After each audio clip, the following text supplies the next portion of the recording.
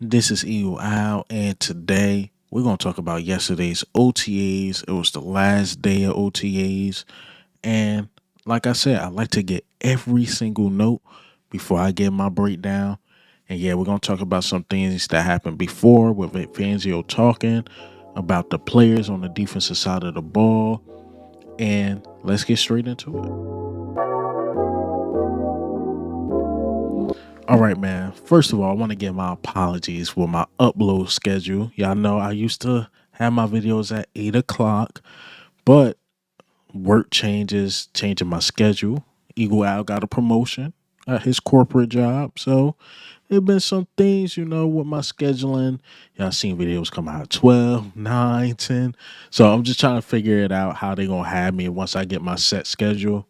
Then y'all start seeing that upload at that particular time every single time. If it's 9 o'clock now, if it's 8 o'clock, 7 o'clock, if it's going to be afternoons. But right now, I'm all over the place. So my bad about that. I like to be structured, but we're gonna get back to that. We gonna get back to that. But let's go over some OTAs and some things that happened before OTAs. So Vic Fangio, he's a straight up dude. He ain't gonna sugarcoat. He ain't gonna, you know, play it off or play the politics games. He's gonna give it to you straight. And one thing I took out of his press conference was the first thing he was talking about linebackers, or somebody asked him about linebackers, and he mentioned the Kobe Dean and how he'll be out for a while. All of our questions has been, where's Jihaad Campbell going to be? He's going to be inside linebacker. Is he going to be edge? And let me play this clip. Envision for Jihaad Campbell, and specifically as a pass rusher, how did you evaluate him? Well, right now he's working at ILB because there's a lot more to learn there. So that's where we'll start him. He won't hit the practice field until sometime in August. So we're doing all we can. He's doing all he can in meetings. We're doing all we can with him on the field. I take him to the side and do an individual drill with him that's suited to what he can do right now. So he's working good and trying to pick it up. So, again, sad to hear that about Nakobe Dean, but we got some promising news about Jihaad Campbell. He will be an inside linebacker to start because it's a harder position, according to Vic Fangio. But he will also be back around, he said, August. So I like it. I like it for Jihaad Campbell. But as of right now, Trotter Jr. is the starter. And we're going to see if he'll be able to hold it down. This is a big opportunity for Trotter Jr. Also, he talking about Jordan Davis as well. I'm gonna talk about Jordan Davis in another video. Go more to a deep dive. I'm talk about Jalen Carter a little bit too, because they spoke to the media afterwards. But I think I'm gonna do that on a later video. So this video won't be so stretched out and so long. We could just split it into two. But I'm hearing Jordan Davis is in the best shape of his life. Now, fans, we the ones that always speculated, like, yeah, he looked like he's in shape. But to hear from Vic Fangio, that's a big compliment. And let me play this clip. Decision to have Jordan Davis pick up his fifth-year option. And what does he need to do in his fourth year to warrant that decision? Yeah, I mean, I didn't have anything to do with that decision. That's Howie's. But Jordan last year, I would say the last 7 or 8 games, including the playoffs, played very well down the stretch. And I think that's carried over into this offseason. And I anticipate it carrying over into the season. I think he's in the best shape that he's ever been in, which he kind of got into late in the season last year, and he's carried it over. So I think he's going to do very well for us this year. You don't typically see that. Can I just follow up real quick on that? You don't typically see guys get in their best shape late into the season. Why did it take so long for him to get in his best shape? We could be here a long time for that. It's for some guys it takes time, but I'm ducking that question. How is Davis evolved as a pass rusher? How How is he evolved as a pass rusher? he got better towards the those last 7 or 8 games. He really did, and you saw it in practice first, you know, unlike a lot of people think you don't need practice, you do need practice. And he showed it in practice first, and then it carried over into the games. And so I think he realized that, felt it, felt good, and he's just carried it over. So I like it. I like it because Jordan Davis, to me, he could be a menace if he's in shape.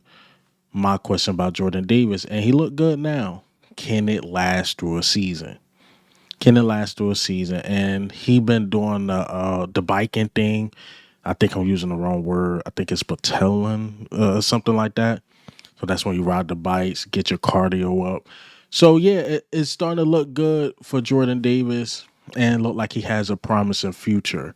So like Vic Fangio said, I ain't had nothing to do with his contract. That was Howie Roseman. But he is in the best shape of his life, and that's all we can ask for Jordan Davis.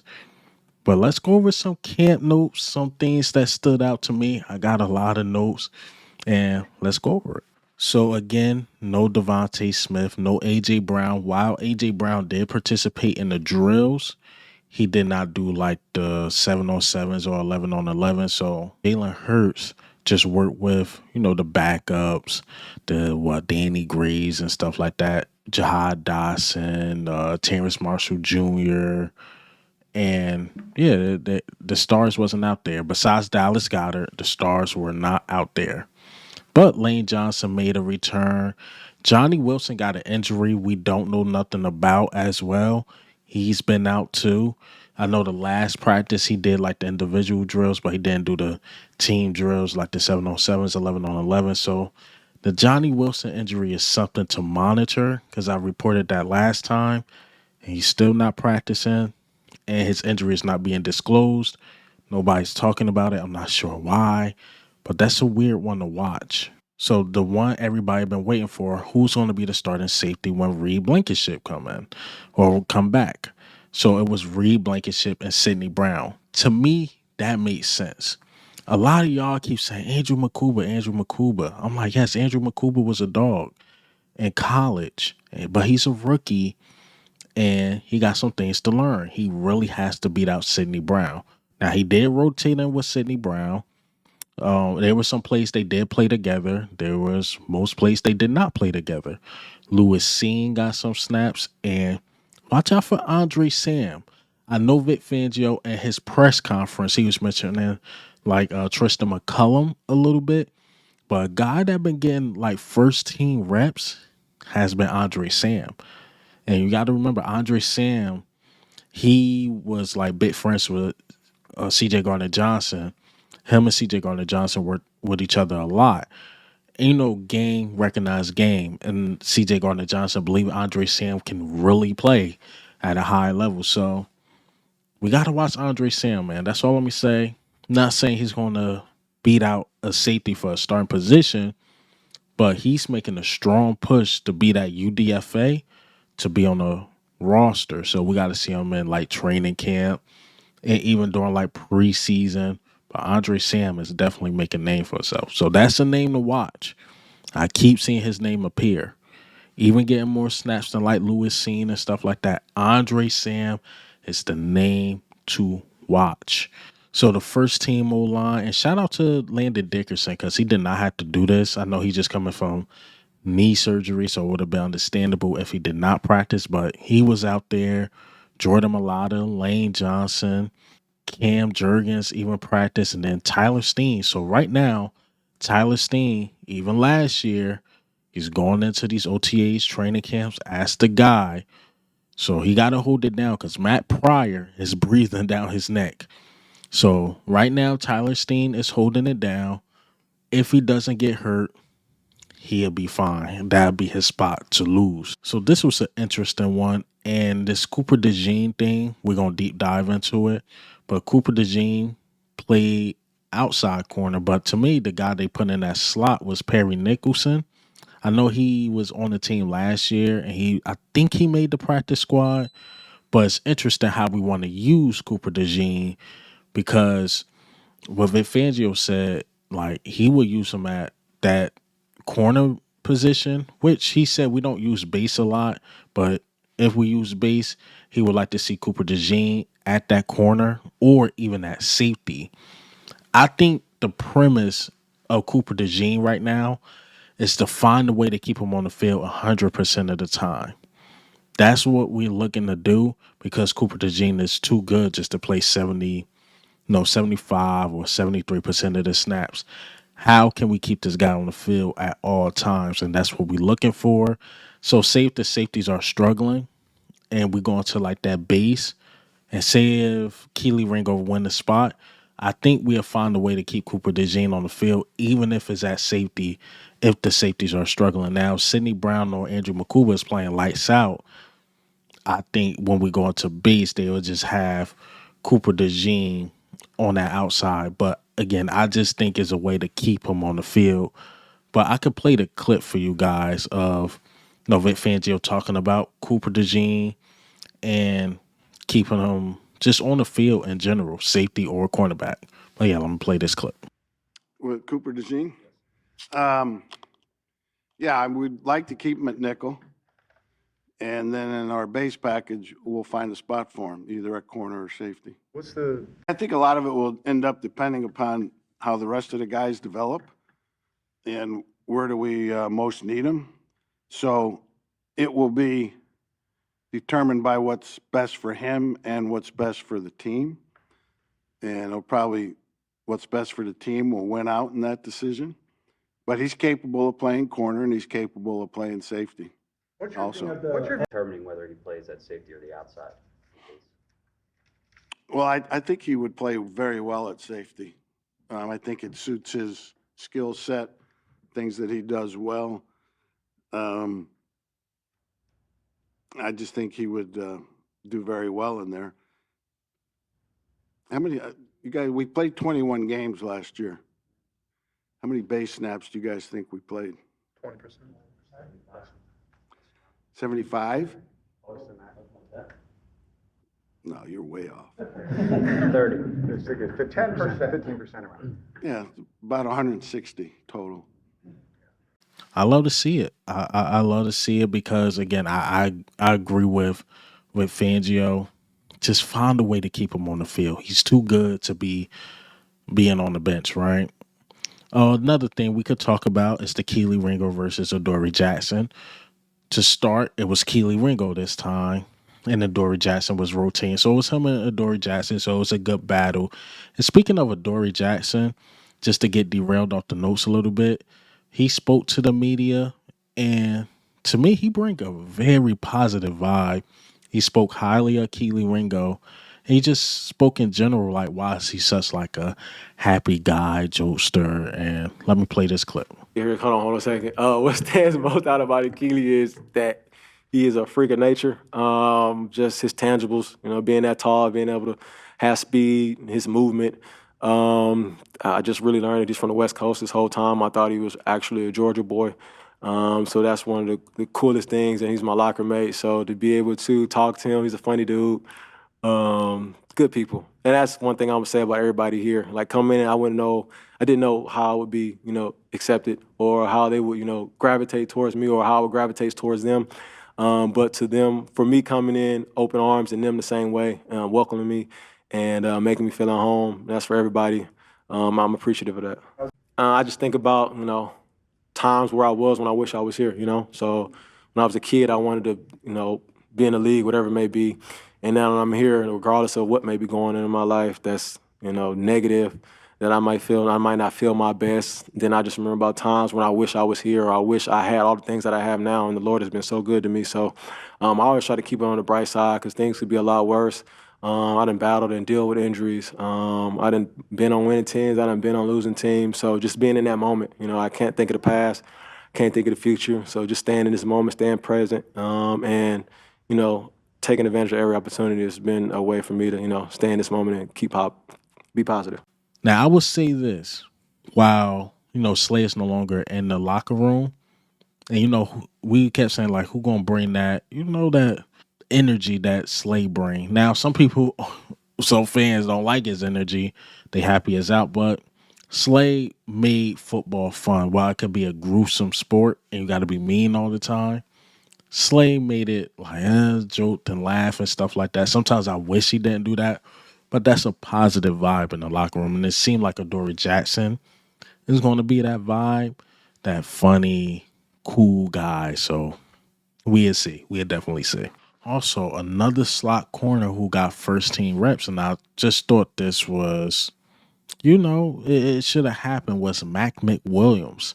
Mac McWilliams got first team reps, and he actually looked good. He actually looked good, did a good job out there, and then they had Cooper DeJean on the outside again. So while this Cooper DeJean again, this outside corner thing and the safety thing, he haven't got any reps at safety just yet. So we'll see how that go as camp goes on later in the future. But he's just been outside and slot. But I like Mac McWilliams in the slot. I think Mac McWilliams is really good, very physical, and could play ball for sure. So him earning those first team reps while having Cooper DeJean on the outside, that's really good. Especially if Kelee, Ringo, or Adoree Jackson struggle, you can move Cooper on the outside, and I think Mac McWilliams could bring that same energy, physicality like Cooper DeJean. Now, am I saying he's going to be Cooper DeJean? No, but he'll be damn close to Cooper DeJean. So we got to watch Mac McWilliams. I think Mac McWilliams will, surprise a lot of you guys. So Jalen Hurts, the guy you see in the thumbnail, Jalen Hurts had the throw of the day or play of the day. Him and Kyle McCord, who I will talk about as well, who was beating out DTR. But Jalen Hurts, another flawless day or another flawless camp. I think he only had one incompletion. That one incompletion actually came from a defensive pass interference on Quinyon Mitchell. Mind you, this is no A.J. Brown, no Devontae Smith, and Jalen Hurts is going off on our defense. Now, our defense need to win some days as camp go on, but Jalen Hurts been cooking. He began to ball out quicker. I'm hearing each and every year he's getting better. I know Elliot Shore-Parks spoke about it, just how surgical Jalen Hurts has been during these camps, because one of Jalen Hurts' problems, let's go to his rookie year, is that he's overthinking. Like, he's holding the ball too long. Whereas though, like this year, getting the ball out a lot quicker, making his reads a lot quicker, and a lot of people saying like the velocity on the ball look a lot better. I haven't seen any clips where I like, oh yeah, it looked different, but that's what's going on in the camp. Like, yo, the velocity, decision making looks a lot better. A lot better. So I haven't seen it again. I just heard he's been surgical. Like, even the bomb to Dallas Goedert, Zach Bomb was on Dallas Goedert, like breathing down his neck. I don't know why I keep using that phrase, but he was right there, and Jalen Hurts just dropped it in the bucket. It was great coverage, but better catch, better throw. That happens. I'm sorry, Zach Bond, that happens, and it's Dallas Goedert. So, again, Jalen Hurts just cooking up, balling. I love to see it. And while speaking of Kyle McCord, who didn't have many reps, but he had the throw of the day. One of the throw of the days, because Jalen Hurts had the throw of the day. It was like a 20-yard bomb to one of our tight ends. And again, it looked like he's beating out DTR on the depth chart. DTR is ahead of him, but Kyle McCord is making plays, looking better than DTR. DTR even had like a fumble to snap. Mind you, these quarterbacks can't even get hit. So DTR continues to struggle. Kyle McCord, he's raising his standing in the depth chart, I should say. So he can possibly be QB3, and then DTR is on the verge of getting cut. So that's a battle we'll watch and see for sure. So I didn't talk about the second team O-line, but the third team O-line is the one that's interesting because we keep swapping them around. So we got Holland Pierce still out there, DeLake and V, who's still out there, Drew Kendall and Miles Hinton and those guys, but we keep switching them. Some guys are playing tackle this day. Some guys are playing guard this day. So I don't know, man. I don't know how we're gonna do it for sure. I know we've been experimenting with the bigger guards, and we'll see if we keep that trend going as camp goes on. Also, Terrace Marshall, I'm not sure if I mentioned him, but Terrace Marshall been getting a lot of reps at the wide receiver 1, wide receiver 2 position with the first team. But mind you, again, A.J. Brown or Devontae Smith is not there. He didn't flash much, or Jihaad Dotson didn't really flash much. It was really like, again, the Goddard, the tight ends. So our wide receivers haven't really been doing big things. They making catches, making plays here and there, but not really flashing. But it's good that Terrace Marshall is getting first team reps, especially with Devontae Smith and AJ Brown out. Got to put Terrace Marshall out there. And Jalen Hurts tried to hit Terrace Marshall, but it was a pass interference by Quinyon Mitchell. We'll see what he do as, again, preseason, training camp, and stuff like that comes out. So that's all the notes I have. Mini camp, the 1-day mandatory is June 10th. We have a video about that. And I will talk about the interviews more as the week go on. I'll talk about Ty Robinson a little more, Jalen Carter, Jordan Davis, stuff like that. I will get into those things. But I promise y'all, once I get my set schedule in corporate America, videos will be more consistent, because this video going to be out late as well. So I'm sorry, but that's all I got for you guys today. And hey, man, what do you think, and how do you feel about the camp notes? Jalen Hurts continue the ball, Cooper DeJean, Jordan Davis, Fangio, but this is Eagle Owl, man. I'm out.